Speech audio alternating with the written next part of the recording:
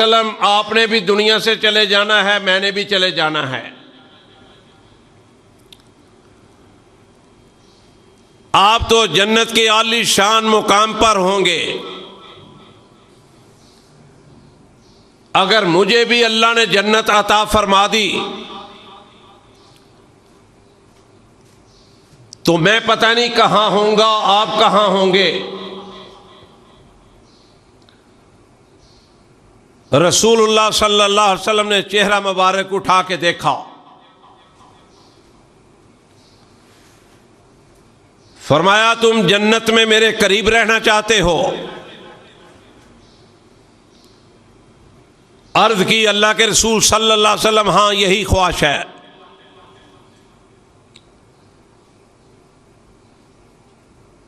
فرمایا پھر ایک تمہارا عمل مجھے ناگوار گزرتا ہے۔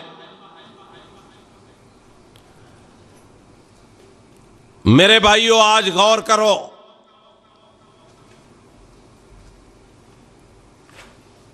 کہ ہم غلط عمل کرتے کرتے اللہ کو کیسے منائیں گے۔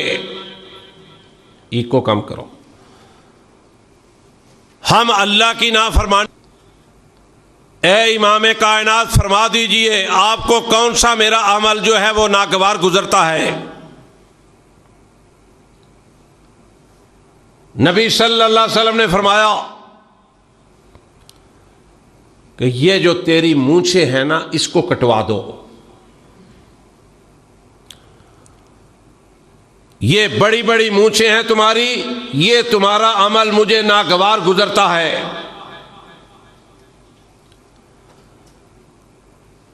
میرے بھائیوں آج غور فرماؤ،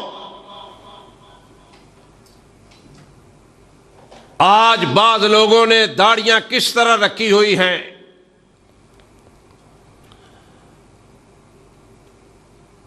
کسی نے مردیوں کا سٹائل اپنایا ہوا ہے، کسی نے شیعوں والا سٹائل اپنایا ہوا ہے۔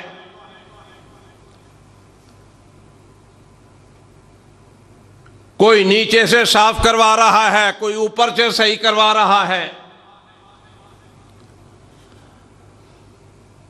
میرے اور آپ کے پیر و مرشد جناب محمد رسول اللہ صلی اللہ علیہ وسلم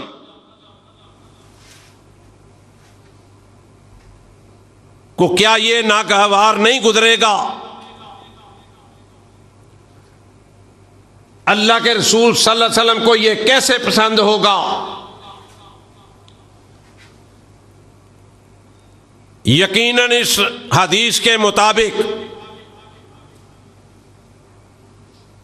اس صحابی کی داڑھی مکمل ہوگی،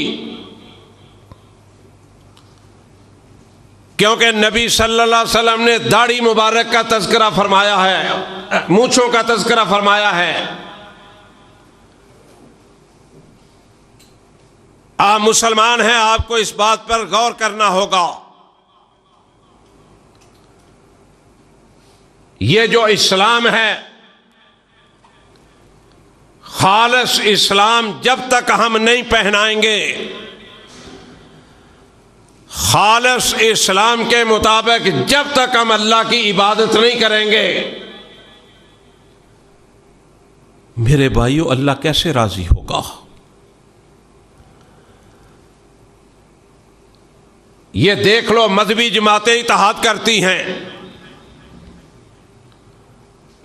سیاسی ایجنڈے پر اتحاد ہوتا ہے، سیاسی ایجنڈے پر مل کے پروگرام بنتے ہیں۔ جاؤ قرآن پورا پڑھ لو، پورے قرآن کا ترجمہ پڑھ لو، سیاستہ کی احادیث کی کتابیں اٹھا لو، کائنات کے رب نے کہیں بھی نہیں کہا مسلمانوں اکٹھے ہو جاؤ۔ کسی جگہ پر نہیں فرمایا وَاعْتَصِمُوا بِحَبْلِ اللَّهِ جَمِيعًا، فرمایا کہ اسلام کے اوپر اکٹھے ہو جاؤ۔ जमिया का मतलब है इकट्ठे हो जाओ। जो रस्सी मैंने ऊपर से लटकाई है, जिसका एक सिरा मेरे हाथ में है, दूसरा मोहम्मद रसूलुल्लाह सल्लल्लाहु अलैहि वसल्लम के हाथ में है, फरमाया उस रस्सी के ऊपर इकट्ठे हो जाओ, उस रस्सी के ऊपर इत्तेफाक करो। वातसिमू बिहब्लिल्लाहि जमीआ, जो रस्सी मैंने दी है, मैंने लटकाई है, अल्लाह फरमाते हैं जिसका एक सिरा मेरे पास है और दूसरा उसका सिरा जो वो है वो मेरे मुस्तफ़ा के पास है सल्लल्लाहु अलैहि वसल्लम। फरमाया कि इस इस्लाम के ऊपर इकट्ठे हो जाओ। यहां मुसलमान इकट्ठे होते हैं इक़्तिदार के लिए, यहां मुसलमान इकट्ठे होते हैं वजारतों के लिए, यहां मुसलमान इकट्ठे होते हैं अपने मकासद के लिए। ना कुरान में ये बात अल्लाह ने बताई है, ना हदीस में बताई है। अगर फरमाया है तो कहा है वातसिमू बिहब्लिल्लाहि जमीआ। तो मैं अर्ज ये कर रहा था कि मुसलमानों, हम अल्लाह के सामने रो रो के दुआएं करते हैं। बैतुल्लाह के अंदर, मस्जिद नबवी के अंदर हजारों लाखों लोग कश्मीर की आजादी के लिए दुआएं मांगते हैं। पाकिस्तान में इस्लामी निजाम के निफाज के लिए दुआएं मांगते रहे। फलस्तीन के लिए,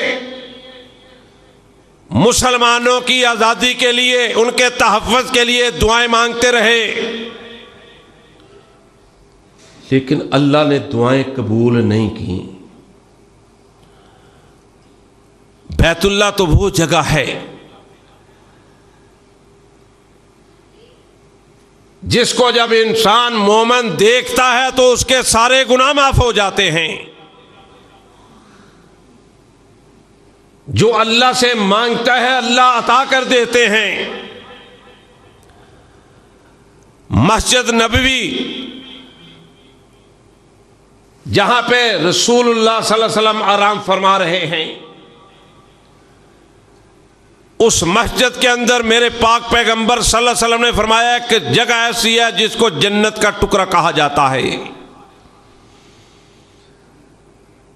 वहां पर लोग नफल अदा करते हैं, रो रो के दुआएं अल्लाह से मांगते हैं।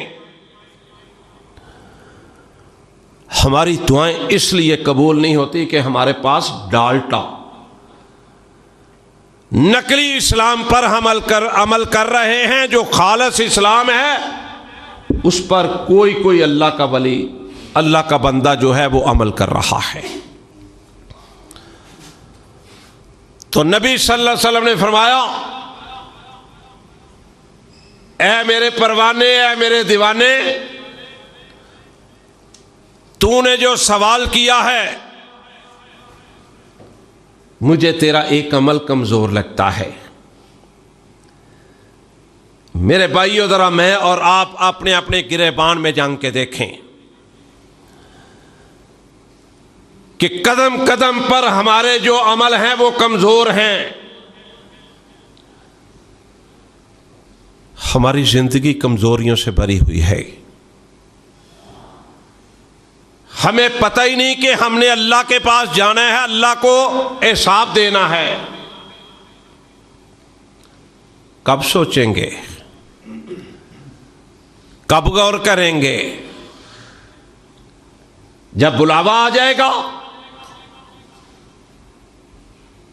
तब सोचेंगे, तब गौर करेंगे। जब पैगाम आ जाएगा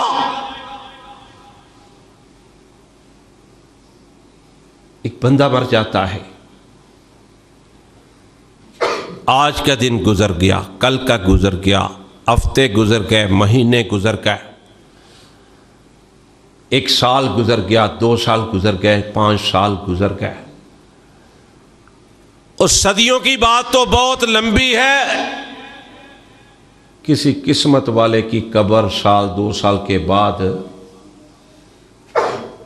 نظر آتی ہے، اس کا بھی نام و نشان مٹ جاتا ہے، قبر کا بھی نام و نشان مٹ جاتا ہے۔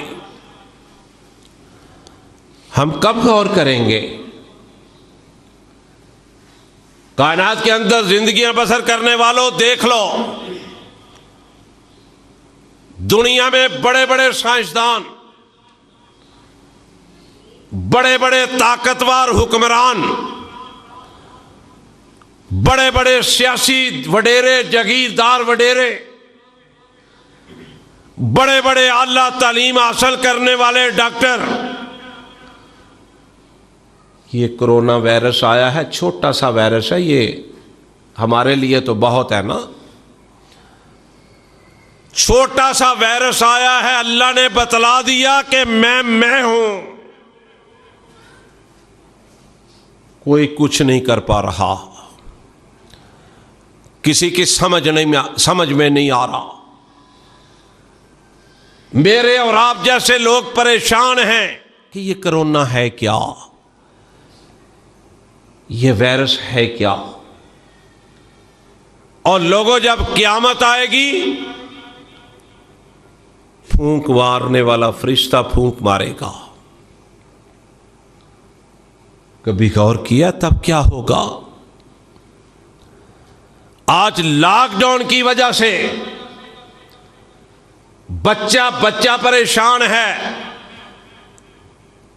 عورتیں پریشان ہیں، نوجوان بوڑھے پریشان ہیں، پوری دنیا کو اس ایک چھوٹے سے وائرس نے بند کروا دیا۔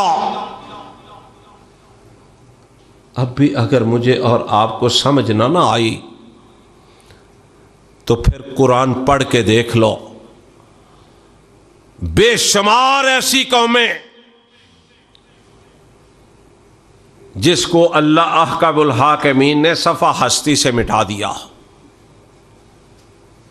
کسی پر آگ کی بارش ہوئی، کسی پر پتھروں کی بارش ہوئی، کہیں آسمان سے پانی برسا، بارش ہوئی، تباہ و برباد ہو گیا۔ میرے بھائیو ذرا غور تو فرماؤ، میرے پاک پیغمبر صلی اللہ علیہ وسلم کی ایک حدیث سماعت فرمائے۔ آقا فرماتے ہیں، اللہ کے رسول صلی اللہ علیہ وسلم کہ مال کے کائنات نے فرشتوں کو حکم دیا، جاؤ جا کے فلاں جو بستی ہے نا، اس کو ایسے اٹھا کے آسمان تک لے آؤ، اور آسمان تک لے جانے کے بعد اس کو الٹا کر کے گرا دو۔ یہ جو آسمان ہے نا، اللہ کی قدرت دیکھا کرو، پہلے آسمان سے دوسرا آسمان بڑا ہے۔ یہ جو مجھے اور آپ کو آسمان نظر آ رہا ہے نا، دوسرا آسمان پہلے آسمان سے بڑا ہے، دوسرے سے تیسرا بڑا ہے، تیسرے سے چوتھا بڑا ہے، چوتھے سے پانچواں بڑا ہے، پانچویں سے چھٹا بڑا ہے، چھٹے سے ساتواں آسمان بڑا ہے، اور آپ کا جو عرش ہے وہ اس سے بھی بڑا ہے۔ کہہ دو سبحان اللہ۔ میرے رب کے رب کا عرش اس سے بھی بڑا ہے۔ کون سی طاقتوں کی یہ لوگ بات کرتے ہیں؟ امریکہ کہتا ہے میں بڑا طاقتور ہوں، برطانیہ کہتا ہے میرے ساتھ کوئی مقابلہ نہیں کر سکتا، ہندوستان کہتا ہے، پاکستان کہتا ہے ہم نے ایٹمی ہتھیار بنا لیے، ہم بڑے طاقتور ہیں۔ یہ دیکھ لو، ایک وائرس نے آ کے بتلا دیا، آگاہ کر دیا، دنیا والوں کی آنکھیں کھول دیں، ہلا کے رکھ دیا، جھنجھوڑ کے رکھ دیا کہ باز آ جاؤ، میں بڑی طاقت والا ہوں۔ فرشتوں کو حکم ہوا، اے میرے فرشتوں، اس بستی کو ایسے کر کے اٹھا لو۔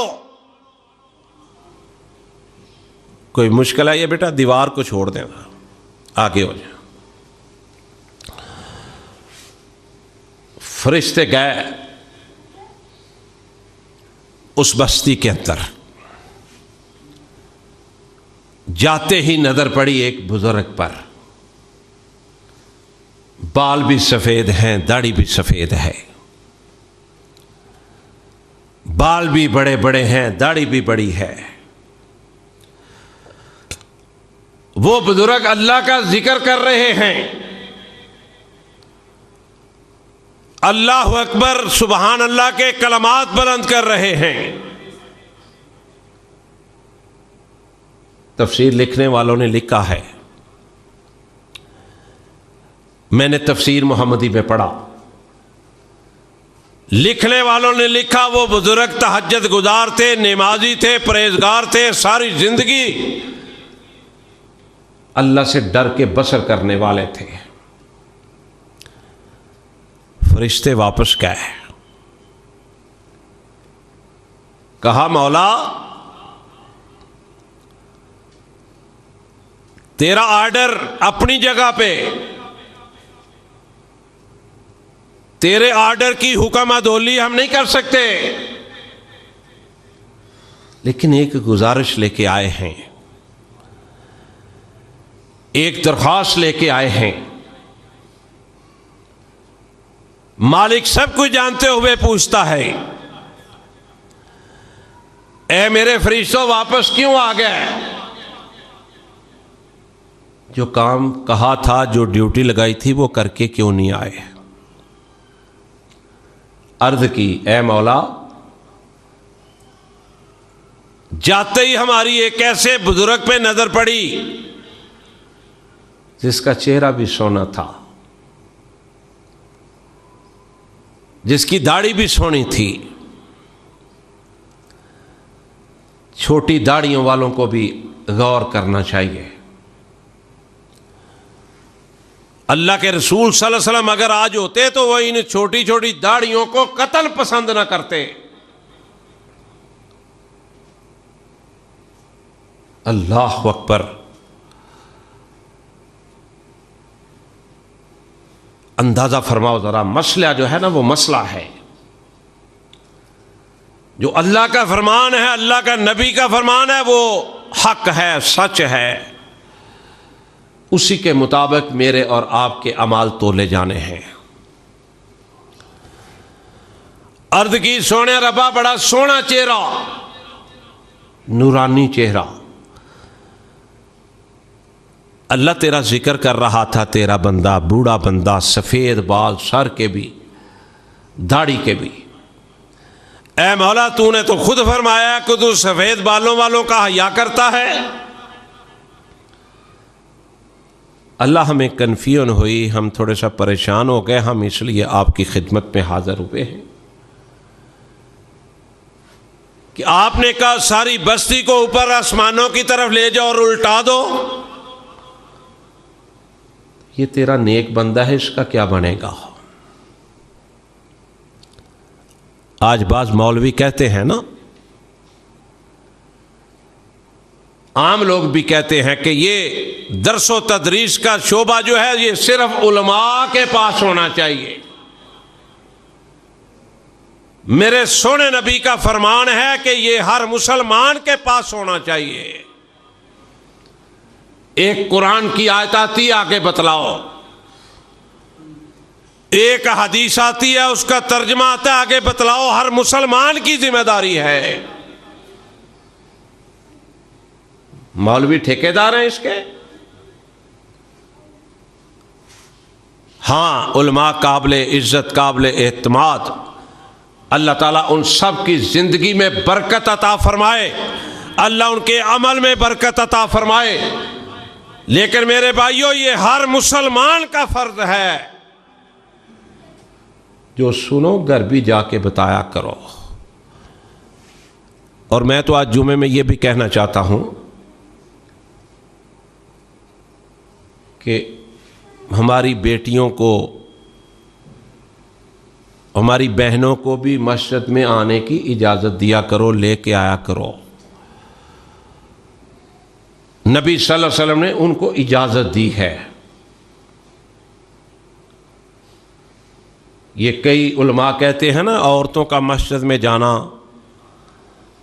جائز نہیں، یہ بالکل غلط ہے۔ میں ذمہ داری سے بات کر رہا ہوں کہ اماں جی عائشہ صدیقہ رضی اللہ تعالی عنہا نبی صلی اللہ علیہ وسلم کی وفات کے بعد عرض کیا کہ اگر اللہ کے رسول صلی اللہ علیہ وسلم زندہ ہوتے نا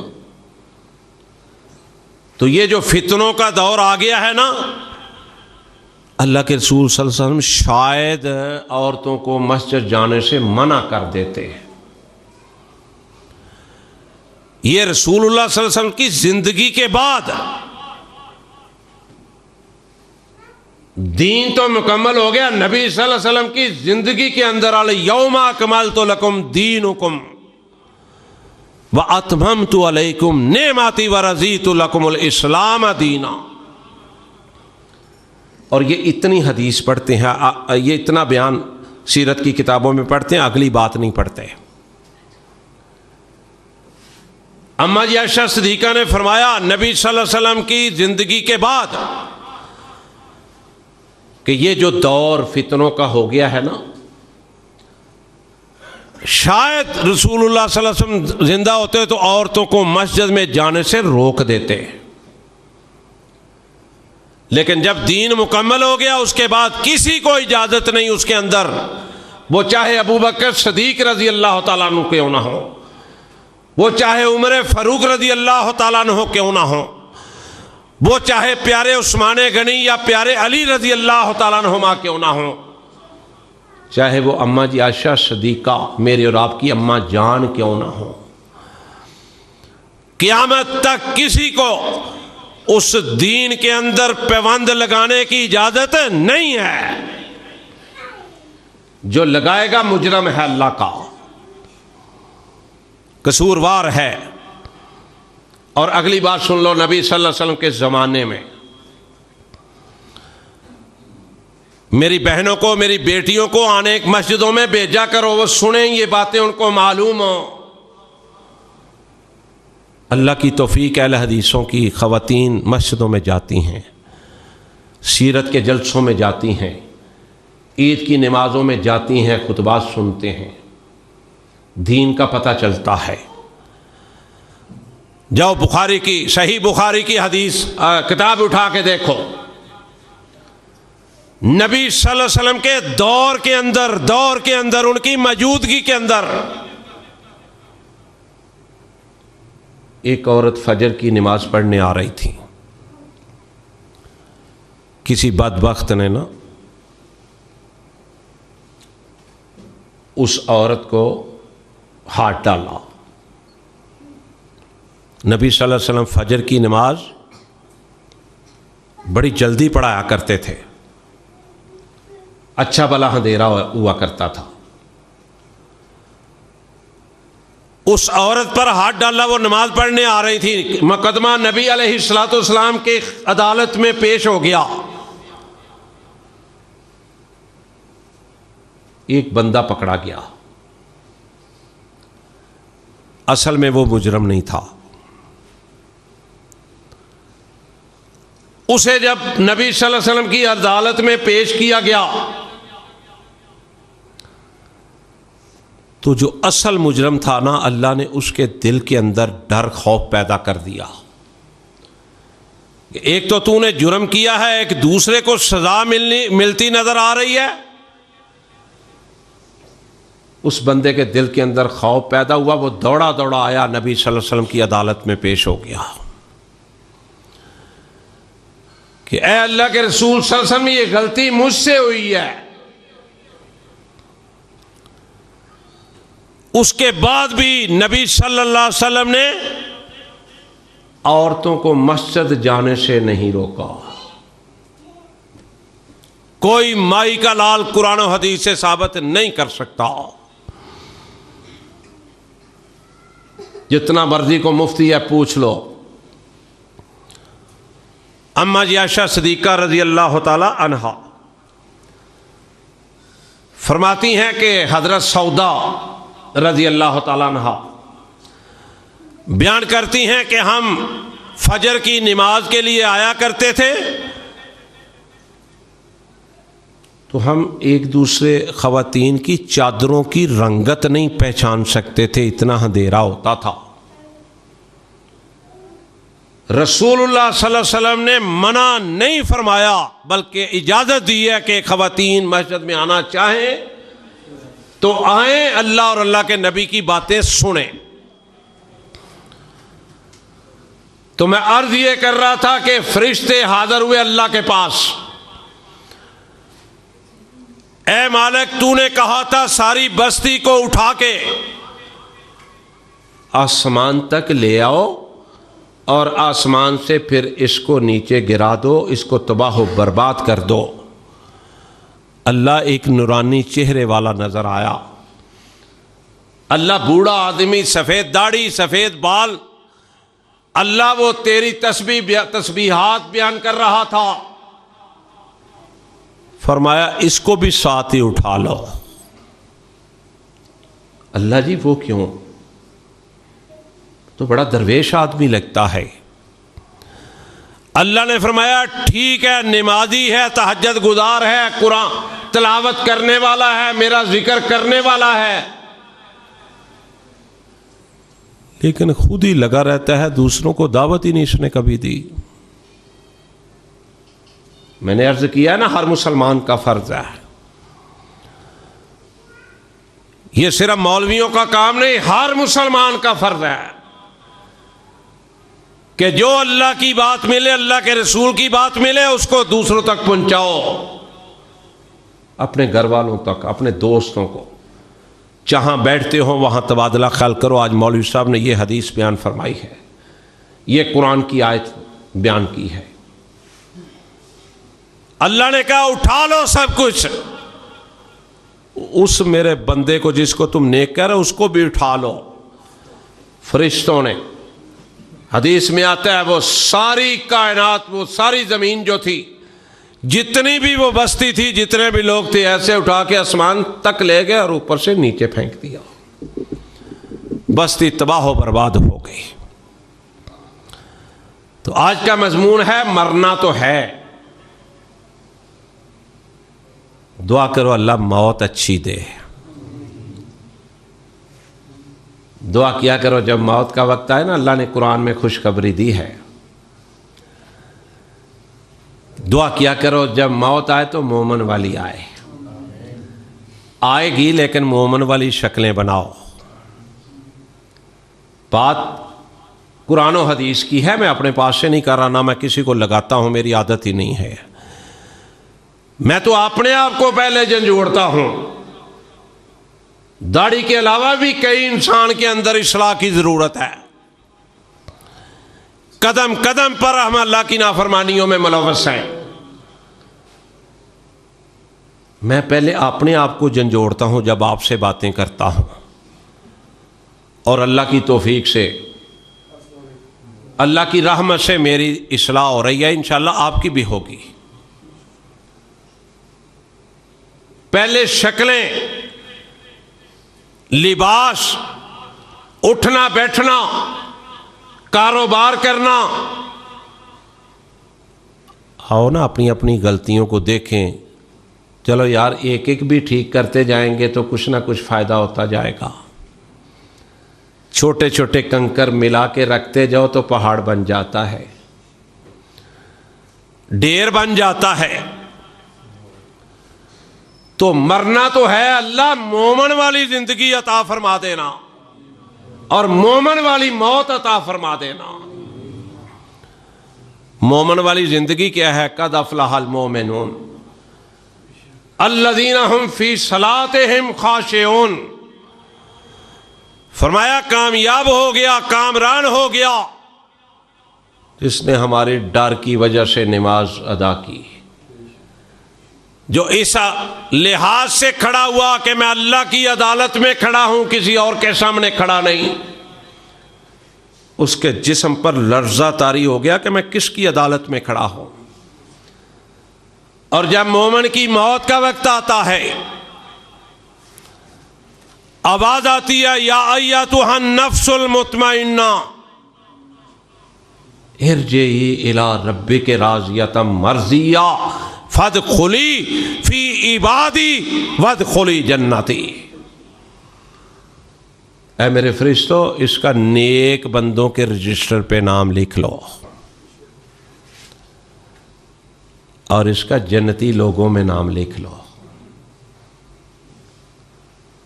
خالی دعائیں کرنے سے کچھ نہیں ہوگا, خالی دعاؤں کرنے سے یہ عذاب نہیں ٹلے گا. میں نے پچھلے جمعے بھی عرض کیا تھا, ڈالڈا جو ہے نا, ڈالڈا اسلام, اس کو میرے بھائیوں چھوڑ دو, ڈالڈا اسلام کو چھوڑ دو. دیسی جو اسلام ہے نا, جو اللہ اور اللہ کے رسول نے دیا ہے, جس کو قرآن و حدیث کہتے ہیں, اس کو مانو, اس پر چلو, پھر انشاءاللہ اللہ دعائیں بھی قبول کرے گا, انشاءاللہ پھر اللہ عذاب بھی دور کرے گا. تو آج کا مضمون ہے مرنا تو ہے. آؤ ذرا قرآن سن لو. مرنا تو ہے, ہر کسی نے جانا ہے. انبیاء علیہ الصلوۃ والسلام کی جماعت آئی, کہیں نظر آتی ہے؟ کوئی کہتا ہے آدم علیہ الصلوۃ والسلام برطانیہ میں رہتے ہیں, امریکہ میں رہائش پذیر ہیں. کوئی نوح علیہ الصلوۃ والسلام دنیا کے فلاں خطے میں فلاں قصبے میں رہتے ہیں. سب آئے, اپنے اپنے زندگی پوری کر کے چلے گئے, حتیٰ کہ رسول اللہ صلی اللہ علیہ وسلم 63 سالہ زندگی پوری کر کے اللہ نے جتنی عمر عطا فرمائی تھی اللہ کے ہاں تشریف لے گئے. فرمایا کل نفس ذائقۃ الموت وانما توفون اجورکم یوم القیامہ فمن زحزح عن النار وادخل الجنۃ فقد فاز وما الحیاۃ الدنیا الا متاع الغرور.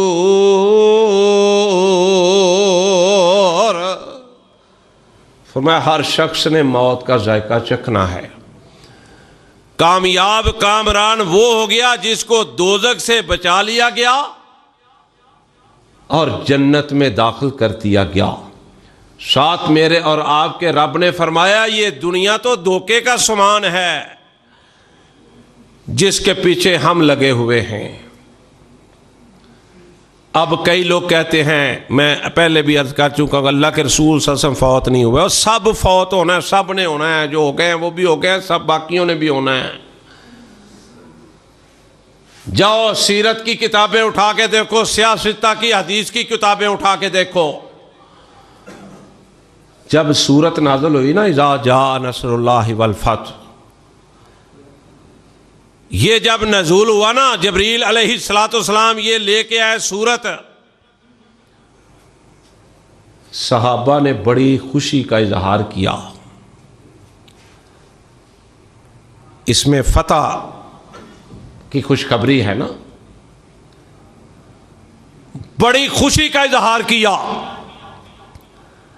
لیکن میرے پیارے ابو بکر صدیق رضی اللہ تعالیٰ عنہ ہر بندے کی اپنی اپنی سمجھ ہے نا. آپ کہتے ہیں نا وہ بندہ بڑا جہاں دیدہ ہے, بڑا سیانا ہے. صحابہ میں سے جہاں دیدہ سب سے زیادہ جو تھے نا وہ جناب حضرت ابو بکر صدیق تھے رضی اللہ تعالیٰ عنہ. صحابہ خوش ہو رہے ہیں, میرے پیارے ابو بکر ایک کونے میں لگ کے زاروں قطار رو رہے ہیں. ان کی آنکھیں اس طرح برس رہی ہیں جیسے آسمان سے بارش برس رہی ہے.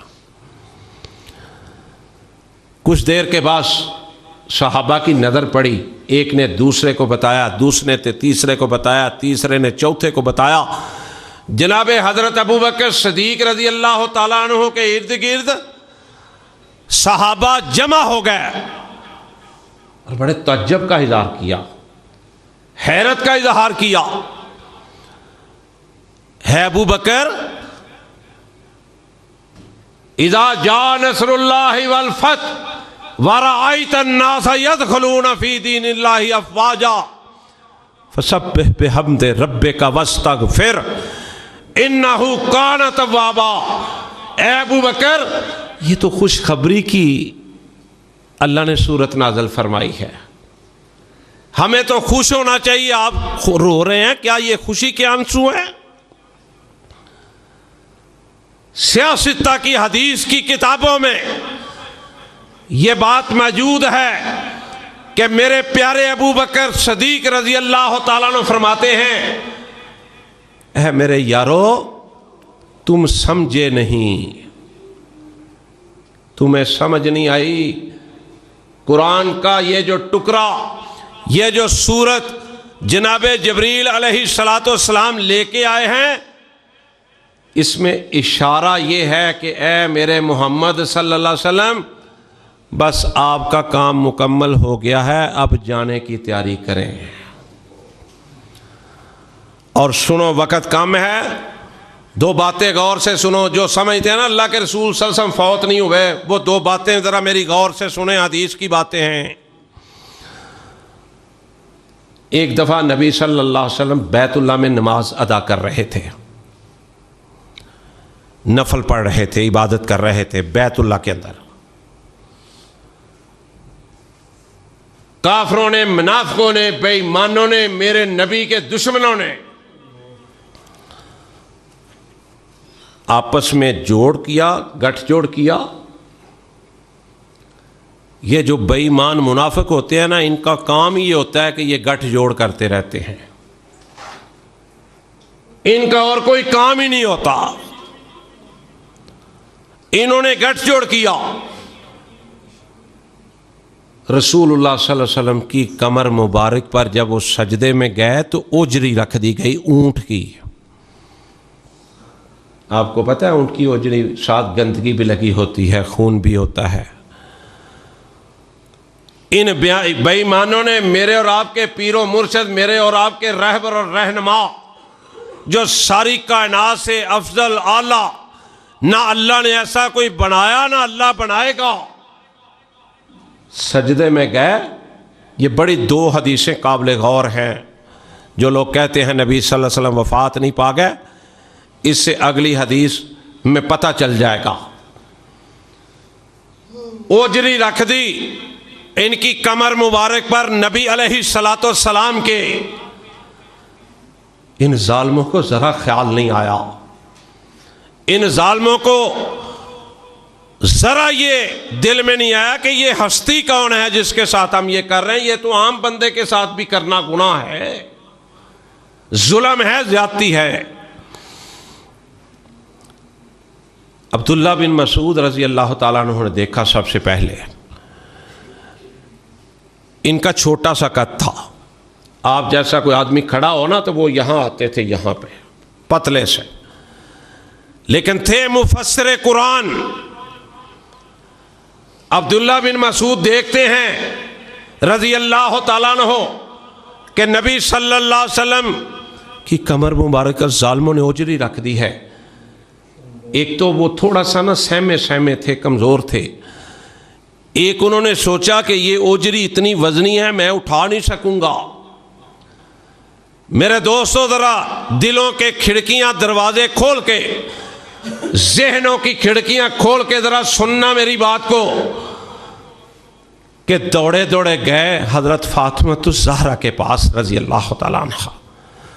یہ کون تھی؟ میرے نبی صلی اللہ علیہ وسلم کی لخت جگر، یہ کون تھی؟ میرے نبی صلی اللہ علیہ وسلم کے دل کا ٹکڑا، یہ کون تھی؟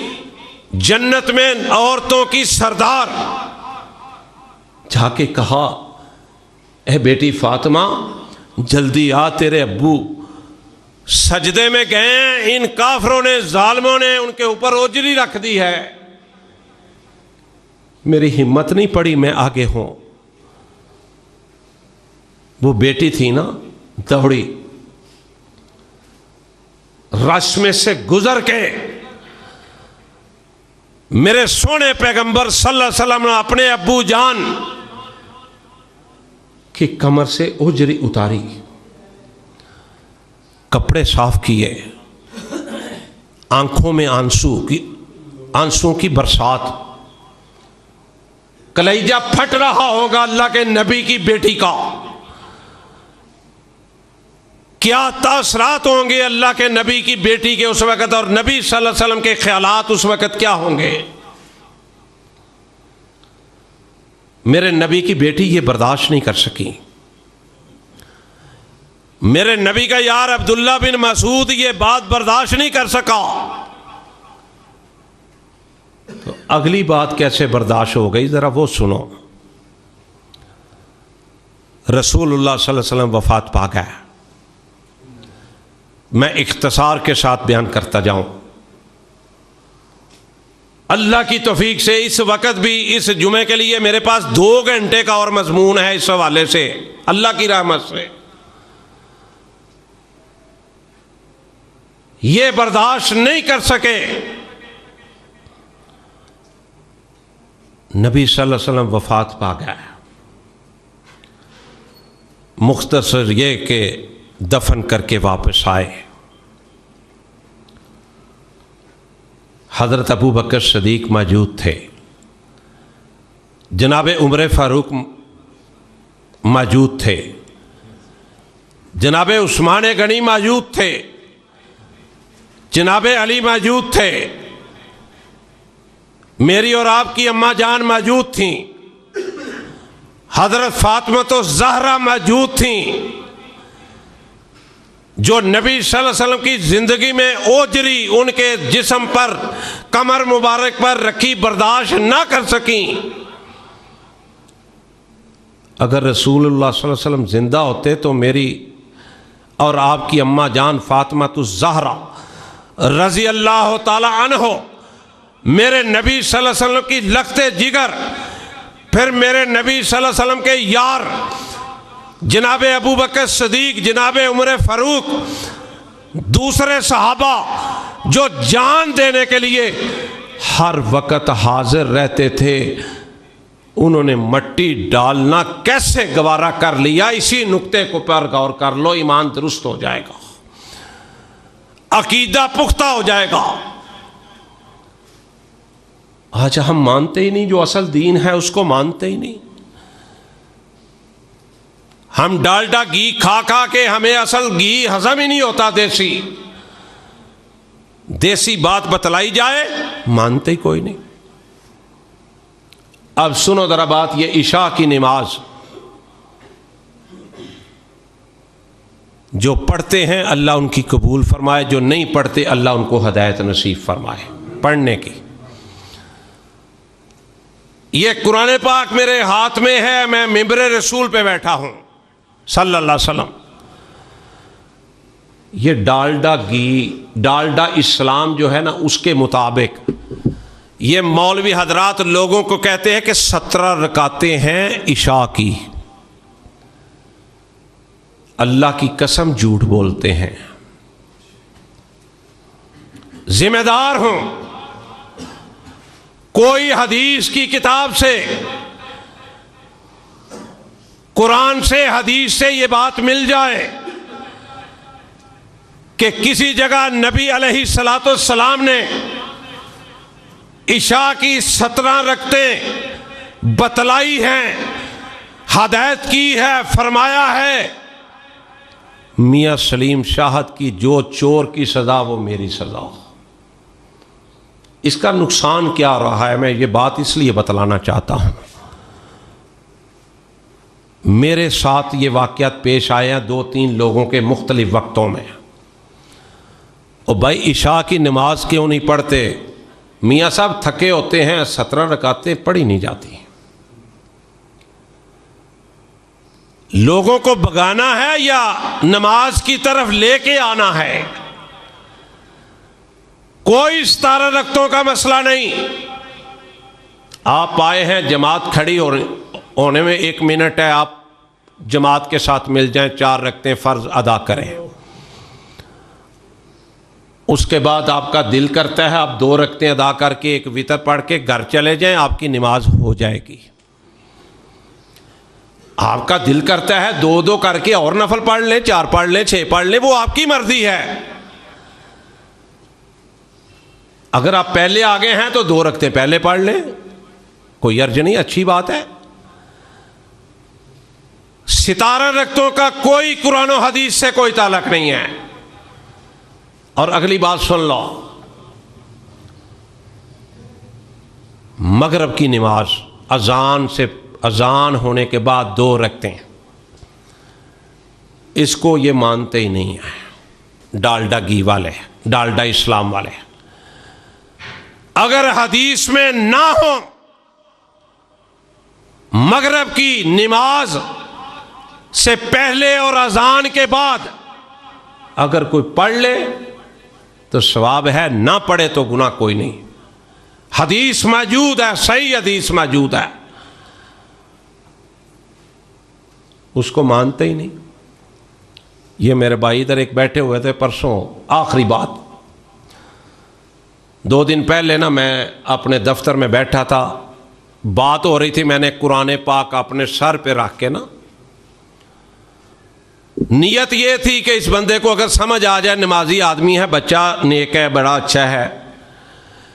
میں نے قرآن پاک سر پہ رکھ کے کہا، آج بھی کہتا ہوں کہ پوری زندگی رسول اللہ صلی اللہ علیہ وسلم نے ایک نماز بھی بغیر رفع یدین کے نہیں پڑھی، ایک نماز بھی.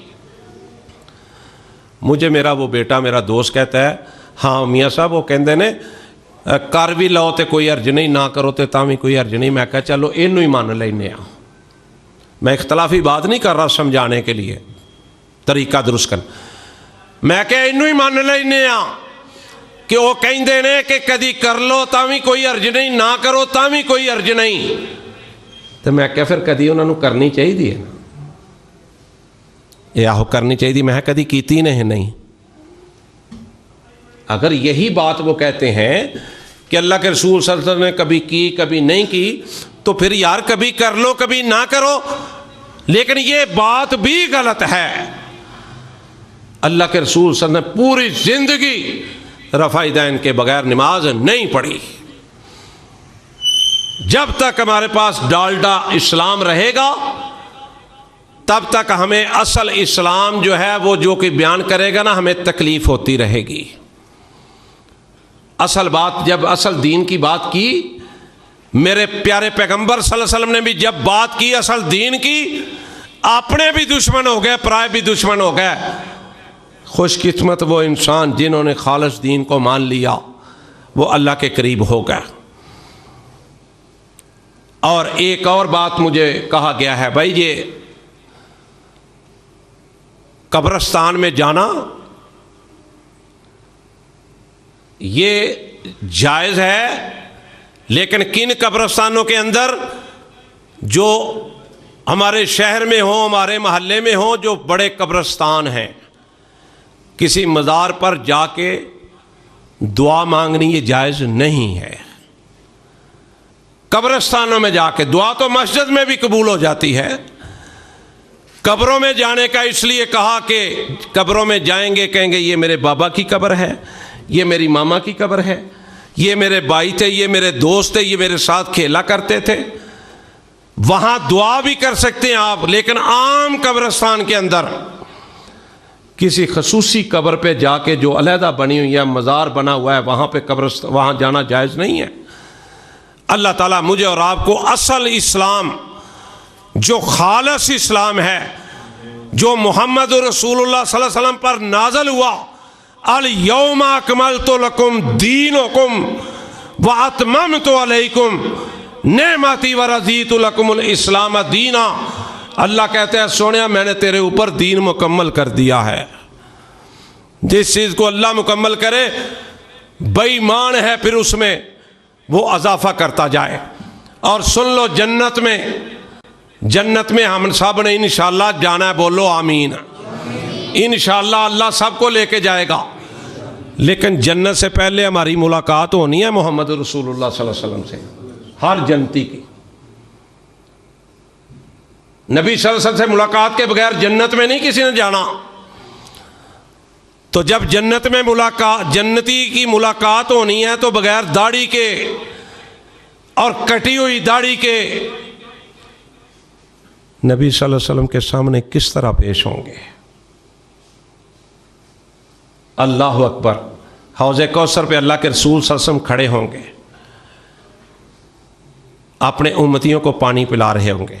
صحابہ نے پوچھا، اللہ کے رسول صلی اللہ علیہ وسلم آپ اپنے امتیوں کو کیسے پہچانیں گے؟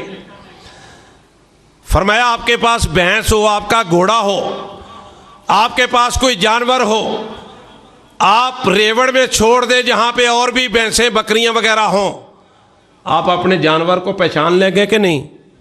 صحابہ نے کہا ہم پہچان لیں گے۔ آقا فرماتے ہیں میں بھی اپنی امت کو پہچان لوں گا۔ یہ چہرہ پیشانی، یہ دونوں ہاتھ، دونوں پاؤں، یہ چمک رہے ہوں گے، اور پانی پلائیں گے نبی صلی اللہ علیہ وسلم۔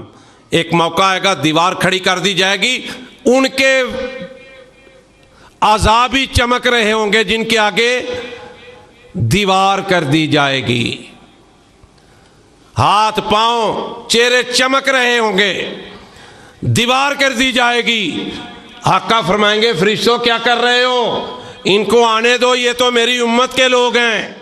حدیث میں آتا ہے فرشتے عرض کریں گے اللہ کے رسول صلی اللہ علیہ وسلم آپ نہیں جانتے، آپ کو معلوم نہیں کہ جب آپ دنیا سے چلے گئے تھے انہوں نے دین میں نقلی دین کو داخل کر دیا تھا۔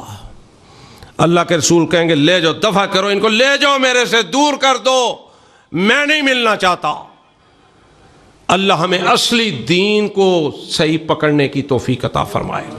سبحان ربک رب العزت عما یصفون وسلام علی المرسلین والحمد للہ رب العالمین۔ کما بارکت علی ابراہیم وعلی آل ابراہیم انک حمید مجید۔ اللہ تو جانتا ہے اللہ ہم بڑے گناہگار ہیں، بڑے اللہ قدم قدم پر اللہ تیری نافرمانیاں کرتے ہیں، اللہ قدم قدم پر تیرے پیغمبر کی نافرمانیاں کرتے ہیں۔ اللہ پھر بھی تیرے بندے ہیں نا، اللہ کلمہ گو ہیں، اللہ تیری رحمت سے تیرے نبی کی امتی ہیں۔ اللہ پوری دنیا میں مسلمان پریشان ہیں، اللہ معاف کر دے، یا اللہ معاف کر دے، یا اللہ معاف کر دے۔ یا اللہ مسجدوں میں تالے لگ رہے ہیں، اللہ یہ تو کسی مسلمان سے بھی برداشت نہیں ہوتا۔ اللہ کو بے نمازی ہے نا، اللہ اس مسلمان سے بھی یہ برداشت نہیں ہوتا، اس کے دل میں بھی تیرے گھروں کی محبت ہے، تیرے نبی کی محبت ہے۔ اللہ دل پھٹ جاتا ہے، اللہ مسجدوں میں تالے لگائے جا رہے ہیں، اللہ حالات اس قدر خطرناک کہ اللہ مکے اور مدینے کو بند کیا جا رہا ہے۔ اے مولا اپنی رحمت فرما دینا، اللہ اپنی رحمت فرما دینا، اے اللہ ہم کو معاف فرما دینا، اے اللہ ہم کو معاف فرما دینا۔ اللہ بے شمار سفید پوش، اللہ ان کی مدد، ہم سب کی مدد کوئی آدمی نہیں کر سکتا۔ اللہ تیری توفیق سے اللہ تیرے بندے جو ہو سکتا ہے اللہ کر رہے ہیں، اللہ لیکن سب کے جیبوں کو تو ہی بھر سکتا ہے۔ اللہ تیرے پاس بڑے خزانے ہیں، اللہ جتنے بھی سفید پوش ہیں، اللہ جتنے بھی غریب ہیں، اللہ جتنے بھی منتیں کر رہے ہیں، اے مالک سب کو معاف کر دے، سب کی مشکلیں آسان فرما دے، اللہ سب کی مشکلیں آسان فرما دے، اللہ سب کی مشکلیں آسان فرما دے۔ اللہ سفید پوش کہہ رہے ہیں ہمارے گھر میں ناشتے کے لیے بچوں کے لیے دودھ نہیں ہے، بچوں کے لیے ایک ٹکڑا روٹی کا نہیں ہے، اللہ دوپہر شام کا کھانا نہیں ہے۔ اللہ اپنی رحمت فرما دے۔ اللہ ہم گناہگار سہی، اللہ ہم گناہگار سہی، اللہ خطاکار سہی، اللہ تو بڑا رحیم ہے، اللہ تو بڑا کریم ہے، اللہ تو بڑا حلیم ہے۔ اللہ ہم سب پر رحم فرما دے۔ اللہ یہ عذاب ٹال دے، اللہ ثانیہ پیدا فرما دے، اللہ کاروبار جاری فرما دے، اللہ برکتیں عطا فرما دے، اللہ مزدوروں کے، سفید پوشوں کے، اللہ امیروں کے، غریبوں کے، اللہ سب کے مسائل حل فرما دے۔ اللہ جو بیمار ہیں اللہ صحت اور شفا عطا فرما دے، اللہ جو بیمار ہیں تندرستیاں عطا فرما دے، اللہ روزگار جاری فرما دے، اللہ روزگار جاری فرما دے۔ اے مولا اپنی رحمت سے مکے اور مدینے کی رونقیں بحال فرما دے۔ اے میرے مولا جن کی خواہش ہے اللہ رمضان کا مہینہ بھی آ رہا ہے، اللہ مکے اور مدینے کی رونقیں بحال فرما دے۔ اے میرے مولا اپنے سب گھروں کی دنیا میں جتنے بھی تیرے گھر ہیں اللہ ان کی رونقیں آباد فرما دے، ان کی رونقیں بحال فرما دے۔ اللہ ہم سب کو معاف فرما دے، اللہ ہم سب کو معاف فرما دے۔ وصلی اللہ تعالی علی خیر خلقہ محمد وآلہ وصحابہ اجمعین برحمتک یا ارحم الراحمین، آمین۔